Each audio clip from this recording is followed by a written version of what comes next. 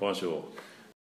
Permettez-moi d'abord de vous féliciter en tant que Malien de l'extérieur et surtout opérateur privé d'avoir votre propre agence de communication, agence média. Vous êtes dans un créneau qui est indispensable aujourd'hui pour permettre aussi de partager avec nos frères et sœurs et nos parents qui vivent ici en France les nouvelles du pays. Vous savez, chaque fois qu'on vit très loin, on veut savoir ce qui se passe au pays, donc partager avec eux les nouvelles du pays, leur dire que le pays se porte bien. Et malgré les difficultés qu'on entend ici et là, le pays continue à avancer et que nous sommes confiants et optimistes par rapport à ces avancées. Mais aussi, la discussion aussi a essentiellement tourné autour du processus de paix, le processus d'Alger, en particulier ce qu'on appelle les pourparlers intermaliens. Et par rapport à ça, nous avons donné l'information par rapport à là où nous en sommes, qu'est-ce qui nous a amené à aller en Algérie pour enclencher ce processus, où est-ce que nous voulons aller. Et voilà, ce sont ces informations que nous avons partagées. Comme vous le savez, à Alger, nous avons conclu le 24 juillet une feuille de route sur les pourparlers, mais aussi une déclaration de cessation des hostilités. La feuille de route est essentiellement axée sur un certain nombre de questions. Ça fixe d'abord ou ça règle la question de la médiation. Aujourd'hui, il est clairement établi, il y a un consensus de la communauté internationale sur le fait que c'est l'Algérie qui est chef de file d'une équipe de médiation internationale qui est aussi une médiation inclusive, en ce sens qu'elle intègre la médiation de la CEDEAO, notamment à travers le Burkina, qui avait déjà commencé un travail, mais aussi l'Union africaine est partie prenante du processus. Les Nations Unies y sont également à travers le représentant spécial du secrétaire général des Nations Unies. À côté de ces institutions, nous avons aussi l'Union européenne, mais aussi l'OCI, qui sont parties prenantes et qui sont eux-mêmes accompagnés par un certain nombre d'acteurs sous-régionaux, en particulier le Niger, le Burkina, le Tchad et la Mauritanie, qui sont aussi parties prenantes. Donc ça, c'est la question de la médiation qui, aujourd'hui, de notre point de vue, a trouvé une réponse. Ensuite, nous avons discuté des principes de base de la négociation. D'abord, une chose, on ne tourne le dos à personne. Et personne n'est laissé sur le côté de la route. Le Burkina, à travers le président Blaise Compaoré, le Mali, le président Ibrahim Boubacar Keïta, son gouvernement et le peuple malien leur sont grandement reconnaissants pour toute la contribution qu'ils ont fait pour faire en sorte que le Mali puisse avoir la paix, pour qu'il y ait des élections présidentielles. Maintenant, nous sommes en train de passer à une seconde phase qui nous a amené à choisir cette piste algérienne qui, de notre point de vue, réunit aujourd'hui les conditions nécessaires qui nous permettent d'avancer. Mais ce qui est important, c'est que le Burkina, notamment à travers cette médiation de la CEDEAO, est pleinement intégré dans ces efforts-là. Donc c'est bien coordonné. Et la deuxième chose, croyez-moi, de notre point de vue, n'est pas de prendre en charge des préoccupations ici ou là. Ce qui est important, c'est ce qui est important pour le Mali. Ce qui est important, c'est ce qui est important pour le peuple malien. Ce qui est important pour nous, nous irons partout où c'est nécessaire si ça peut nous ramener la paix et la stabilité. Et aujourd'hui, cette piste nous donne ce confort-là qu'on peut avancer et nous nous félicitons du fait que le Burkina est partie prenante de ce processus et apporte son appui et sa contribution dans ce cadre et nous ne voulons pas tourner le dos à cet appui, à cet accompagnement que le Burkina fait parce que nous sommes convaincus que le Burkina est un acteur majeur, extrêmement important pour ramener la paix et la stabilité au Mali. La première et la seconde phase. La première phase, c'était la phase initiale qui devait s'écouler du 16 juillet au 24, qui nous a conduit à la signature de la feuille de route. Maintenant, nous observons une pause pour repartir maintenant le 17 août, jusqu'au 11 septembre. Ça, c'est la seconde phase, qui aussi se tiendra en Algérie. La seconde phase sera peut-être scindée en 2 sessions parce que c'est un maximum de 8 semaines de négociations qui doivent nous amener à la conclusion d'un préaccord.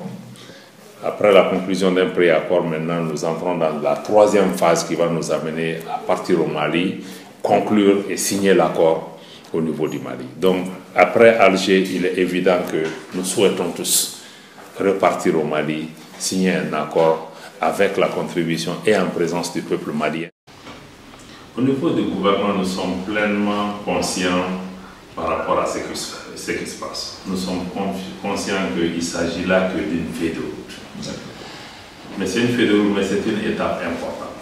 C'est une étape importante dans le sens où les Maliens doivent savoir où est-ce que nous en sommes. Je ne pense pas que nous sommes là à applaudir ou à se congratuler. Nous sommes conscients que nous sommes dans un processus qui va prendre un certain temps, qui va être un processus difficile, et les questions essentielles n'ont même pas encore été abordées. Mais la feuille de route aussi était un cap extrêmement important pour sceller l'engagement des partis, c'est-à-dire que nous nous engageons dans un processus de paix, que nous acceptions un médiateur, que nous acceptions que les discussions qui se tiennent en un lieu particulier, mais aussi qu'il y a aujourd'hui un état d'esprit de part du côté du gouvernement que du côté du mouvement armé pour aller de l'avant et tourner cette page.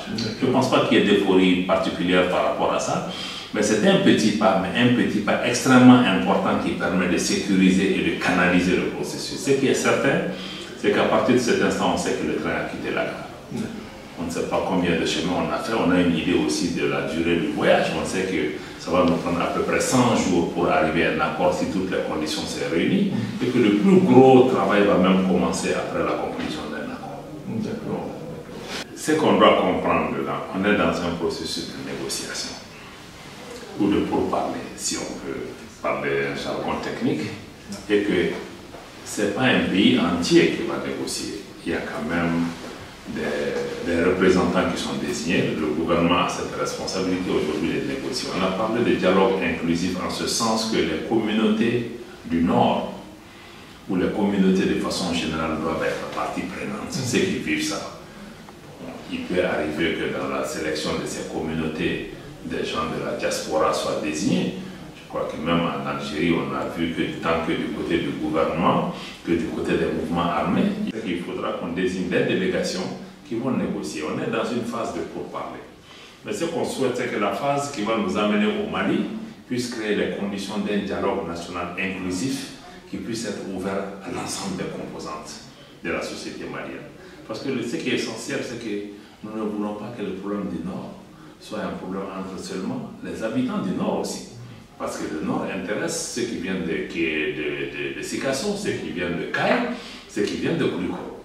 Et qu'à un moment donné, l'habitant de Kayes puisse se dire que le sort du Mali se joue aussi au Nord et que j'ai mon mot à dire. Et que tout ce qui va se décider là-bas a une implication pour moi.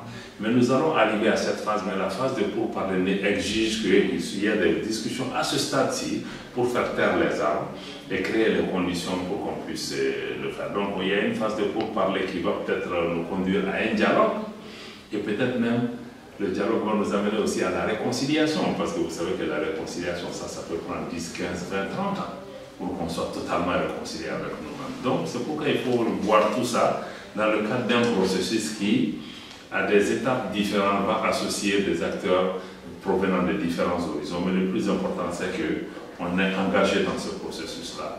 Et nos missions d'inclusion sont des modalités à discuter avec les populations concernées, avec le gouvernement, pour trouver la meilleure approche possible. Mais ce n'est pas une conférence nationale pour l'instant, donc je ne pense pas qu'on ait l'ambition d'amener tout le monde, parce que si on veut conclure les choses dans un certain horizon, il est important qu'on fasse confiance aussi au gouvernement pour conduire ce processus pour nous. Bon, pour vos lecteurs, le mot que je peux dire, je voudrais, en tant que négociateur en chef pour les pourparlers intermaliens inclusifs, c'est de dire que le travail qui est en train d'être fait dans le cadre de ces pourparlers, nous avons besoin de l'appui et de la compréhension de tous les Maliens. Tous les Maliens ont un rôle à jouer. D'abord, un rôle d'apaisement. C'est de comprendre que la paix que nous cherchons, c'est une paix entre Maliens. Et que ceux qui sont en face de nous sont des Maliens et qui s'acceptent en tant que Maliens. Et que chacun de nous, dans notre comportement, on doit faire en sorte que les cœurs et les esprits s'apaisent. Qu'on appuie le gouvernement dans le cadre de ces efforts-là et qu'on prêche pour beaucoup plus de tolérance et surtout d'écoute. Parce que aussi nos frères et sœurs qui ont pris des armes contre le gouvernement ont certainement aussi des messages. ayons le courage de s'asseoir et de les écouter, comme nous demanderons qu'eux aussi aient le courage de nous écouter. Et pour ça, je pense que chaque Malien a son rôle, a son mot à dire, et vous, particulièrement en tant que média, je crois que vous avez un rôle primordial. Les propos incendiaires ou des articles qui peuvent chercher de l'huile sur le feu ne doivent pas être notre tasse de thé. Nous devons chacun, en tant que responsable, en tant que Malien, être modéré, savoir ce qui se joue, et que même si vous restez critique dans vos prises de position, en tant que citoyen, vous devez faire en sorte qu'on puisse tout œuvrer à la paix, à la réconciliation nationale dans le pays. Merci.